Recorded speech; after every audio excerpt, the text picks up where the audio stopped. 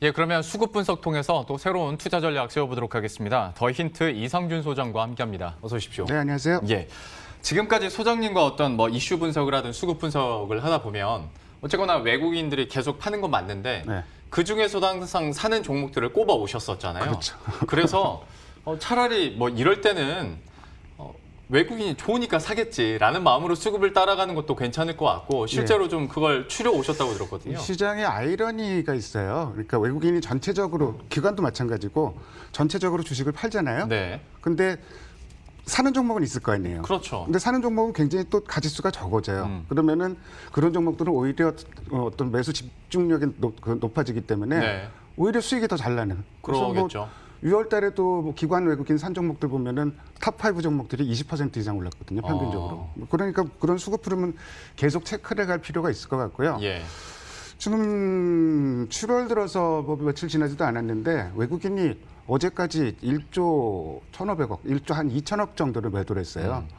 근데 업종별로 보더라도 뭐 거의 모든 업종을 매도를 했는데 매수한 업종이 딱 4가지 업종밖에 없습니다. 그거밖에 안 됩니까? 근데 그 중에서도 딱 눈에 들어오는 업종이 있어요. 어떤 거요? 가장 많이 사는 업종이 철강금속 업종인데요. 1,000억 원 넘게 샀죠. 예, 그리고 나머지 유통이라든지 운수창고, 건설, 찔끔산 정도예요. 예. 근데 이 대목에서 철강금속을 샀다? 잘 이해는 안 가죠. 왜 그러니까 샀을까? 철강금속 하면 사실 대표적으로 포스코인데 그렇죠. 포스코를 지금 왜라는 생각은 좀 그런 해요. 생각은 좀 들어요. 예. 근데 어쨌든 그 사고 있기 때문에 이 연속성을 좀 봐야 될 것 같아요.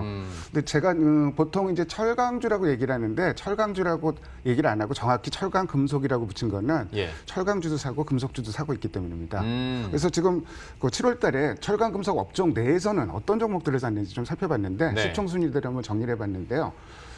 가장 많이 산 게 역시 뭐 포스코입니다. 예. 그리고 고려아연하고 풍사는 그 외국인과 기관의 쌍끌이 매수가 나오고 있어요. 네. 이런 수급이 참 요새 드문데 이 두 종목은 눈에 확 들어오고 현대제철은 사긴 사는데 상대적으로 규모가 상당히 좀 떨어지죠. 예. 이 종목 정도를 사고 있고 전기전자 업종 같은 경우가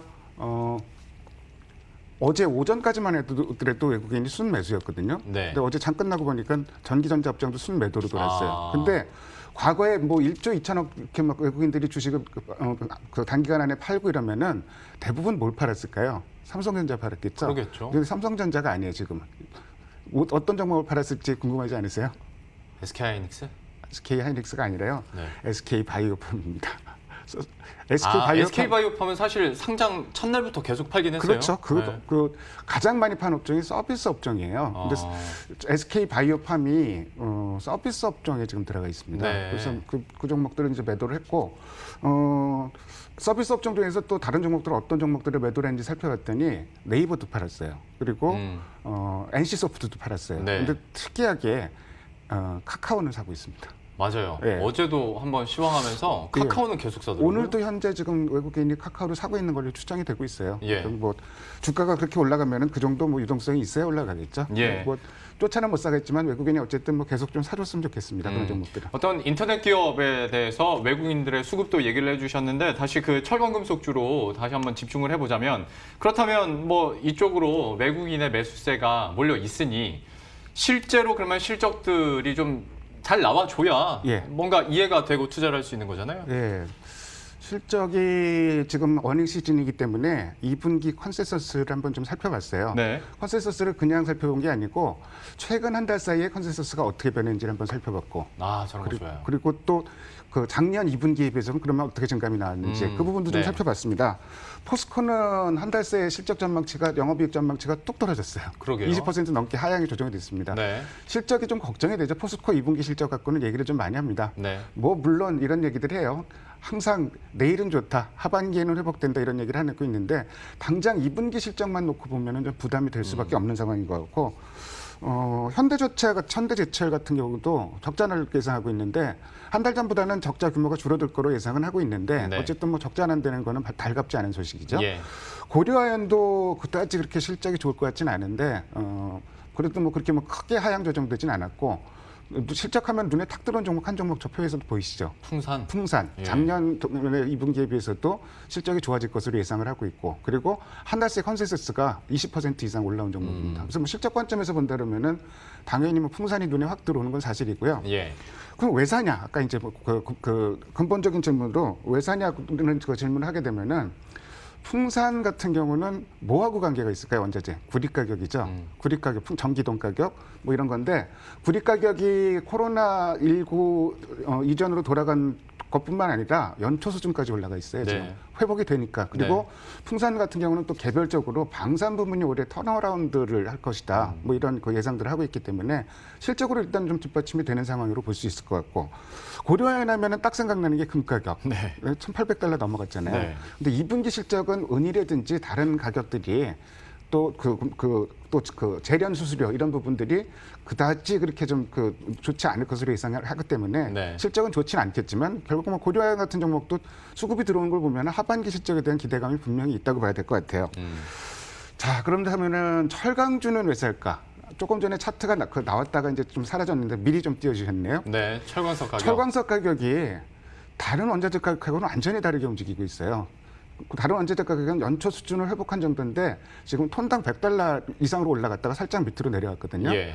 자, 유독 철광석 가격만 왜 이렇게 올랐을까요? 이게 그 공급의 차질이 생겼기 때문입니다. 그러니까 그 가장 세계 그 최대 광산이 그 브라질의 발레 광산이거든요. 네. 발레 광산이 코로나 영향을 안 입을 수가 없겠죠. 맞습니다. 그래서 조업이 중단을 하다 보니까 중국의 그 철광석 수입 그 규모가 어마어마하게 늘어났어요. BDI 지수도 아마 그래서 올라가고 이런 좀 네. 영향인 것 같은데, 그러니까 뭐 이 공급 차질 생기면 가격이 뛸 것을 예상해서 미리 사놓기 사재기 성격도 좀 있을 것이고, 근데 과거에 철광석 가격이 이렇게 올라가면은 철강주에는 악재가 아니었어요. 왜냐면은 철광석 가격이 올라갔으니까 국내 그 제품 가격도 인상을 해야 할 수 네. 있잖아요. 그러니까 제품 가격이라는 게 대표적인 게 선박용 후판 가격하고 자동차용 강판 가격인데, 뭐 호재도 있어요. 지금 그 중동 어디였죠? 저기 그 대규모로 우리나라 카타르였나요? 그 예, 수주한 카타르 거죠. 조선 수주. 수주를 했는데 예. 그 정도면은 철강 가격, 그 후판 가격 인상해도 되는 게 아닌가 이런 얘기가 나올 수도 있는데 네. 지금 협상 중입니다. 네. 협상 중이기 때문에 어떻게 결정될지는 알 수가 없을 것이고 자동차용 강판 같은 경우는 아예 협상을 시작도 못한 걸로 알려지고 있어요. 네. 그렇다면은 실적으로 기대를 하기가 상당히 좀 어렵습니다. 그러니까 외국인이 사는 이유는 그거보다는 실적에 대한 기대보다는 왜 이런 얘기들 하잖아요. 자동차주도 마찬가지고 실적이 기대할 게 없는데 당장은.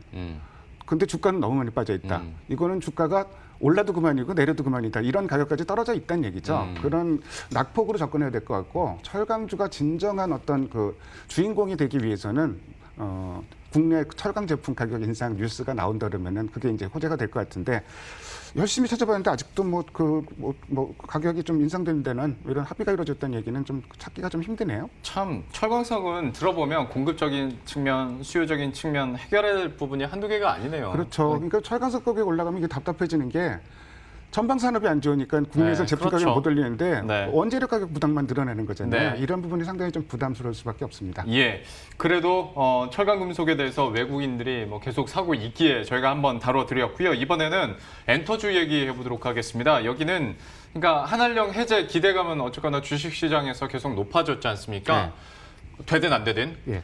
그리고 이제 빅히트 엔터 때문에 다시 한번 엔터주에 대한 어떤 집중도도 더 높아진 것도 사실이고. 맞습니다. 그리고 또 블랙핑크도 예. 복귀를 하고. 블랙핑크 좋아하시나요?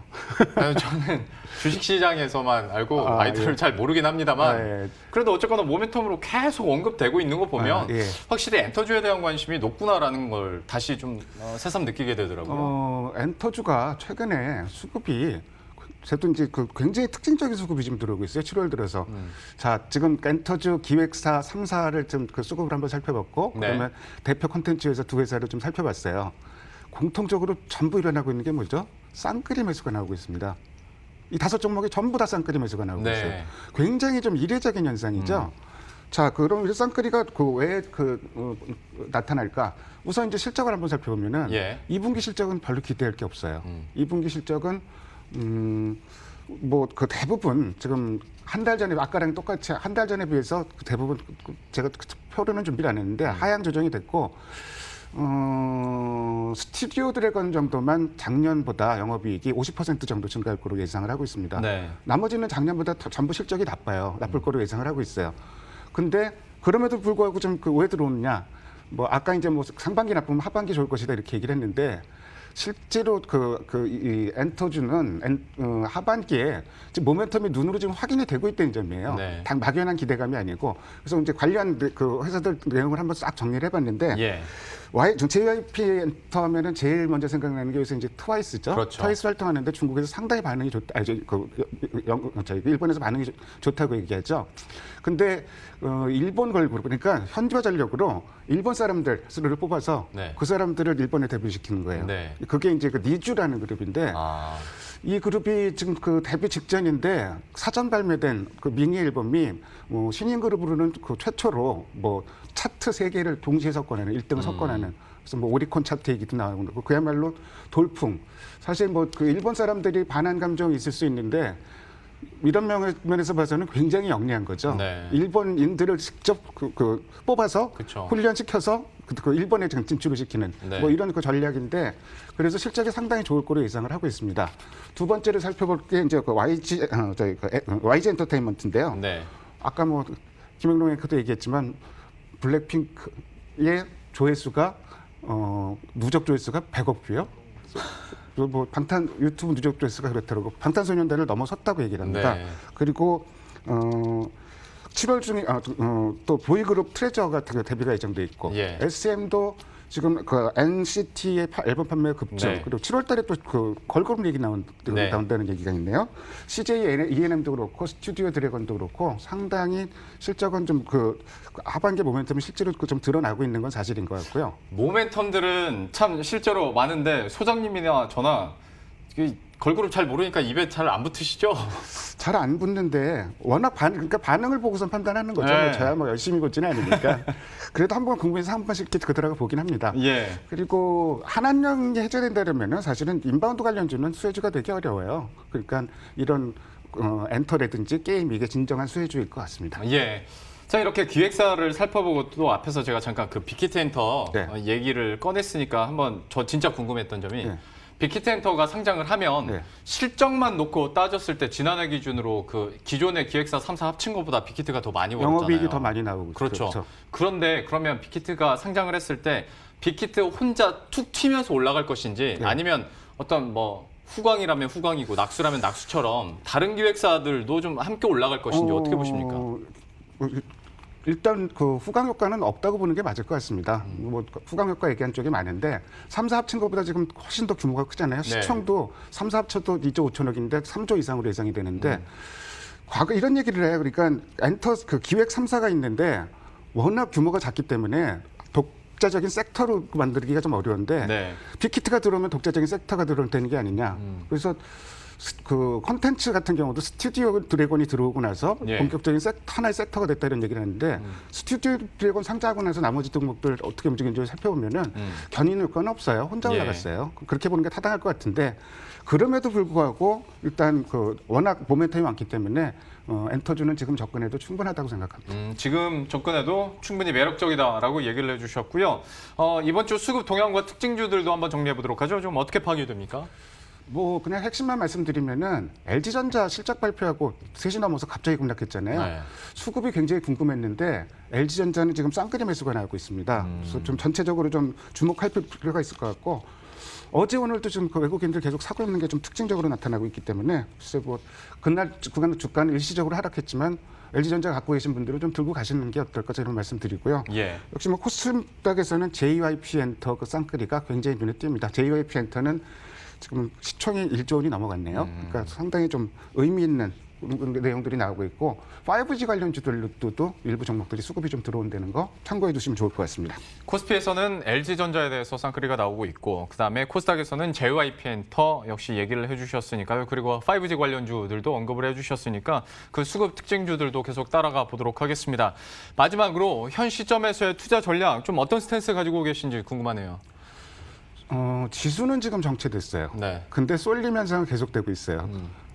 매매가 너무 어렵습니다. 어떤 네. 종목을 지금 언택트 관련주 쫓아가서 살 수도 없고 그렇다고 다른 종목을 사자니 내 순서가 안 올 거고 안 움직이고 혹은 빠지고 뭐 이런 상황입니다. 이럴 때는 사실은 매매를 안 하는 것도 하나의 방법인데 근데 차츰차츰 이 쏠림 현상이 조금 넓혀지는 경향도 좀 보이고 있습니다. 대표적으로 오늘 지금 제가 엔터주로 들고 나온 이유도 네. 엔터주 정도라면은 정말 모멘텀이 있다라면은 지금 시점 정도에 한번 접근해 볼 만하잖아요. 수급 보면서. 예. 근데 어쨌든 전체적으로 선택의 폭은 넓지는 않지만 이런 조금씩 넓혀가는 이런 데서 수급 변화를 보면서 좀 종목 선택을 하는 하나의 좀 노하우를 찾았으면 좋겠습니다. 쏠림 현상은 여전하지만 그 영역은 조금씩 넓어지고 있고 그중에서도 엔터주에 대해서는 다시 한번 또 매력도를 강조해 주셨으니까요. 한번 기대감 가지고 앞으로의 흐름들 한번 지켜보도록 하겠습니다. 더 힌트 이성준 소장과 함께했습니다. 오늘 말씀 고맙습니다. 감사합니다.